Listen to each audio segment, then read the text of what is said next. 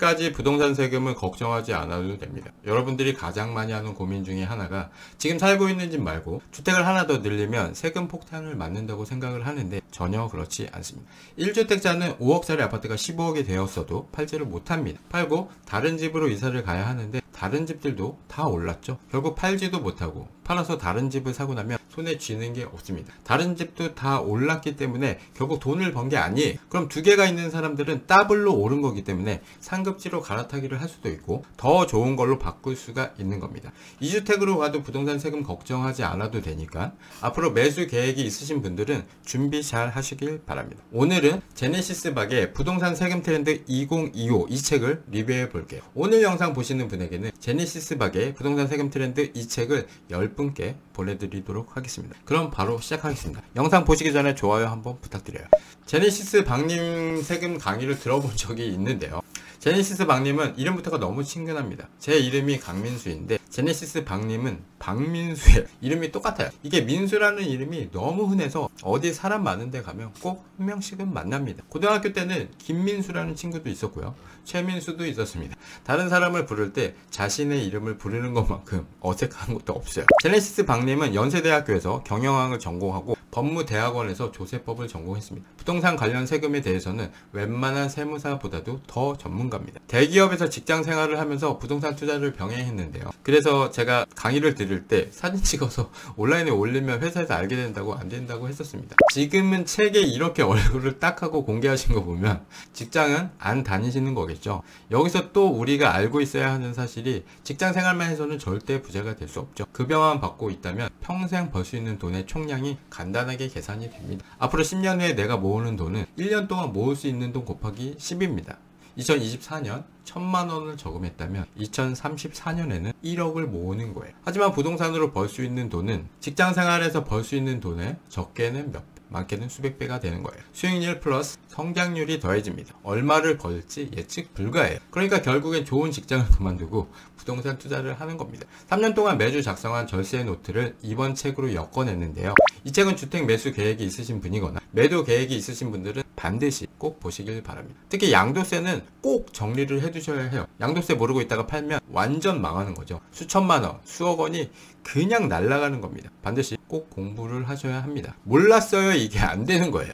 우리가 부동산 투자를 하기에 앞서서 꼭 알아둬야 할 게 있습니다. 대부분의 사람들은 평생 내 집장만 한 칸을 목표로 살고 있어요. 그냥 거주 공간이기 때문에 오르든 떨어지든 상관없다고 하시는 분들이 있는데 그건 그냥 하는 말이고요. 사실 오르는 것에 베팅하는 게 집을 사는 것이고 떨어지는 것을 선택했다면 전월세 임대로 거주하는 거예요. 고덕 그라시움을 보면 매매 19억, 전세 8억입니다. 그럼 고덕 그라시움의 실제 거주 가치는 얼마입니까? 8억이죠. 8억만 주면 그 집에서 살 수 있는데 왜 19억이란 돈을 주고 거주를 할까요? 그 이유는 앞으로 더 올라가는 쪽에 내 돈을 넣고 베팅을 한 거예요. 22년 말 15억까지 떨어졌다가 올해 8월에 20억 최고가를 찍었습니다. 8억으로 전세 살면 내 돈은 녹아내린 거지만 15억 주고 매매로 집을 매수했다면 2년 만에 5억을 번 거예요. 2년 만에 5억을 벌 수 있습니까? 떨어졌을 때 사는 건 리스크도 적습니다. 근데 이렇게 실거주 내 집 마련으로는 문제가 있어요. 돈을 깔고 있어야 하기 때문에 올랐을 때 팔기가 어렵습니다. 1주택자는 1주택만으로는 부자가 되기가 힘들어요. 왜입니까? 실거주 하나로 가지고 있는 집이 상승장을 한번 타면 3배 정도 오릅니다. 3억짜리가 9억이 되는 거예요. 실제로 경험해보면 기분이 너무 좋습니다. 6억을 번 거죠. 그라시움도 분양가 7억 되었는데 20억을 찍고 현재는 19억이지만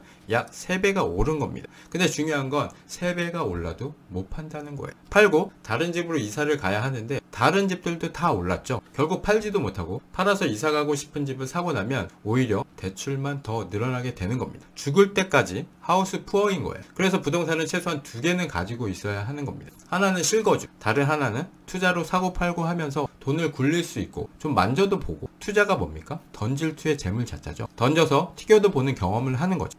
제가 비트코인을 트럼프 대통령이 당선되기 전에 다 정리를 했는데요. 왜 제가 팔면 오르고 제가 사면 왜 떨어지는 걸까요?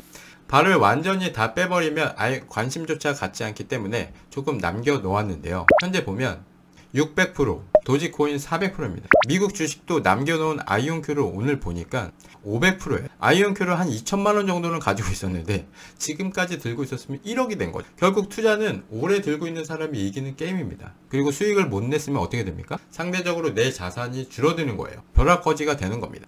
그래서 제가 말씀드리고 싶은 것은 1주택으로는 다 같이 올라가는 부동산 시장에서 그냥 평타만 치는 거라고 생각하시면 될 것 같아요.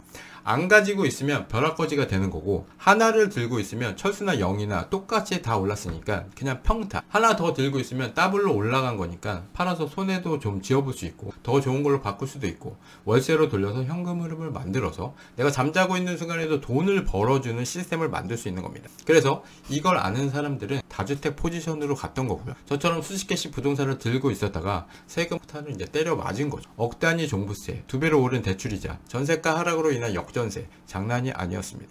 그래서 아직 규제가 풀리지 않은 현 시점에서는 2주택이 되면 세금 폭탄 맞는 거 아니냐, 이렇게 생각들을 하시니까 아니라는 것을 보여드릴게요. 현행 취득세를 먼저 보면 주택 취득으로 인해서 세대별 2주택이 되는 경우에 취득세 중과세율은 두 번째 취득하는 주택이 조정 대상 지역이냐에 따라서 달라집니다. 조정 지역이면 8%가 되는 거고요. 비조정 지역이면 1에서 3%입니다. 1에서 3%는 매매가액에 따라서 달라지는데요. 6억 이하 1%, 6억 초과 9억 이하 2%, 9억 초과 3%입니다. 그래서 두 번째 주택은 무조건 비조정을 사야 해요. 이거는 정말 중요한 포인트인데, 내가 2주택으로 갈 거야. 그러면 1호기는 자금이 안 되면 어쩔 수 없겠지만 조금 무리를 해서라도 조정지역을 사셔야 합니다. 그럼 채원이와 별님의 사례를 볼게요. 채원이는 1호기를 조정지역에 샀습니다. 그럼 취득세가 1에서 3%가 나와요. 그리고 2호기는 어디를 삽니까? 2호기는 비조정지역을 사야 하는 겁니다. 그러면 2호기도 1에서 3% 또 이렇게 나오는 거예요. 그래서 취득세 중과를 완벽하게 피할 수 있는 겁니다. 근데 별님이는 1호기를 비조정지역을 샀습니다. 취득세가 1에서 3% 나오겠죠. 근데 2호기를 사려고 하는데 갑자기 똘똘한 한 채가 대세야 그러면서 조정지역을 사버립니다. 그럼 2호기 취득세는 8%가 나오는 거예요. 알면서 샀으면 괜찮은데 모르고 샀으면 완전 망한 거죠. 물론 처음부터 8%를 내는 건 아닙니다. 처음에는 1에서 3%를 내요. 그런데 만약에 3년 내에 1호기를 팔지 않으면 그때 차액하고 가산세까지 내야 합니다. 그렇기 때문에 별림이는 채원이랑 똑같이 두 개를 보유하면서 자산을 증식하려고 했는데 취득세 8%를 때려 맞거나 1호기를 처분을 해야 되는 거예요. 너무 아깝죠. 그냥 팔면 되지라고 쉽게 생각할 수도 있는데 지금 우리는 부자가 되려고 하는 거죠. 투트랙으로 가려고 하는 겁니다. 1주택은 다 같이 올라서 그냥 평타니까 2주택으로 가서 평균 이상이 되려고 하는 거잖아요. 제가 코인하고 미국 주식 아이온큐를 안 팔고 들고 있었으면 5배로 튀길 수 있었는데 속상한 거하고 똑같은 거예요. 오를 때 많이 들고 있어야 수익이 커지는 겁니다. 그래서 우리가 2주택까지 간다고 했을 때 취득세 중과를 피할 수 있는 방법이 반드시 있다는 거예요. 주택의 취득으로 인해서 3주택이 되는 경우에도 역시 조정 대상 지역 여부가 중요한데요. 3호기를 조정 대상 지역에 사버리면 어떻게 됩니까? 취득세가 12%가 되는 겁니다. 10억짜리 사면 취득세가 1억 2천만 원이고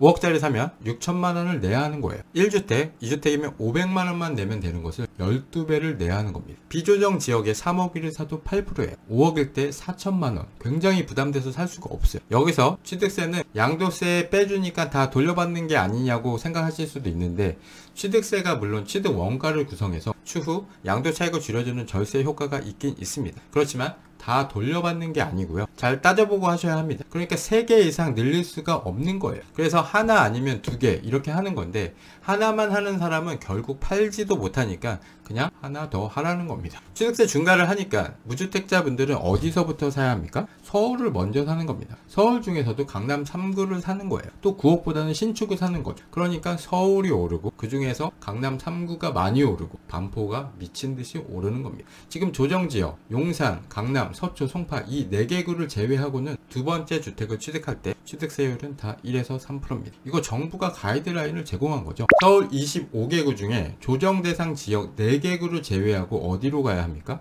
그냥 답이 딱 나오는 겁니다. 용산, 강남, 서초, 송파 바로 옆 동네로 하면 되는 거예요. 강동, 마포, 성동, 영등포, 동작. 내일부터 부동산이 대세 상승장으로 들어간다면 조정지역이 추가로 지정되겠죠. 어디부터 될지를 생각하시면 됩니다. 올림픽파크 포레온으로 아주 핫한 강동구가 첫 번째 타자가 되겠죠. 비조정일 때 갭을 한 채 더 사두는 게 타이밍이 좋은 겁니다. 취득세 간단하죠. 서울 4개 구만 아니면 취득세 부담은 없다. 이걸로 취득세가 깔끔하게 정리가 되는 거예요. 이제 종부세를 보겠습니다. 2023년부터 시행되는 종부세율의 세율은 2주택 이하와 3주택 이상으로 구분합니다. 이때 3주택 이상은 과세 표준이 12억이 넘어야 됩니다. 이게 시세하고 과세 표준은 좀 다른 게 공시지가 자체는 시세의 70% 정도라고 생각했을 때 공시지가의 합이 12억 정도면 9억 공제를 하고 공정시장가액 비율 60%를 곱하면 과세 표준은 1억 7천 정도가 됩니다. 세율 0.5%로 종부세는 80만원 정도가 나와요. 3주택이면서 종부세 과세 표준이 12억이 넘어야 중과입니다. 근데 계속 2주택까지는 취득세 중과되지 않는다고 했었죠. 그럼 2주택을 가지고 있으면서 종부세 가표가 12억이 넘어도 종부세 중과가 안 되는 거예요. 이걸 알고 사는 것과 이걸 모르고 안 사는 것은 천지 차이인 겁니다. 알아두면 얼마든지 대응할 수 있다는 거예요. 하지만 정부 정책이 또 바뀌면 분명히 리스크는 있습니다. 다음 대선에서 종부세를 좋아하는 더듬어 민주당이 집권을 한다면 또 어떻게 될지 모릅니다. 집을 한 개 이상 사지 못하게 하고 얼마 전에는 또 아주 굉장한 게 나왔었죠. 무제한 계약갱신 청구권이 발의가 됐었는데요.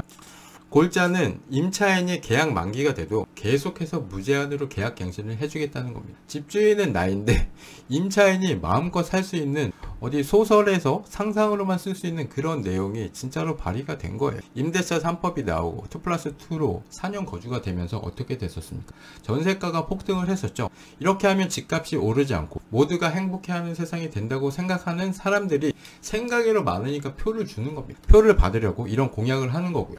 이렇게 되면 매물이 잠겨버리니까 전세가 폭등하고 다주택자는 다 정리하고 한 개만 보유하겠죠. 안 그럼 세금 때려 맞으니까요. 그럼 어떻게 됩니까? 다 정리해서 제일 좋은 거 하나로 바꾸는 거예요. 그럼 똘똘한 한 채로 가게 되면서 부동산 양극화는 더욱더 심해질 겁니다. 그래서 2주택까지는 종부세에 있어서 훨씬 유리하고요. 2주택을 또 공동명의를 사용하면 양방으로 9억씩 공제가 되니까 절세 효과에 탁월합니다. 그럼 정리해 보겠습니다. 2주택 투트랙으로 간다. 1호기 조정지역, 2호기 비조정지역. 가능하면 둘 다 공동명의로 산다. 2호기 비조정지역이면 조정지역으로 묶여도 괜찮은 곳을 산다. 어디라고 했습니까? 강동, 마포, 성동, 동작, 영등포. 조정지역 바로 옆에 붙어있는 지역입니다. 답정로예요. 답은 정해져 있고 너는 투자만 해 이거죠.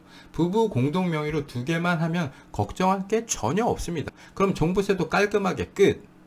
그럼 마지막 양도세에 가겠습니다. 어차피 2개 이상으로 안 늘리실 거니까 양도세는 일시적 2주택 비과세 이것만 알고 계세요.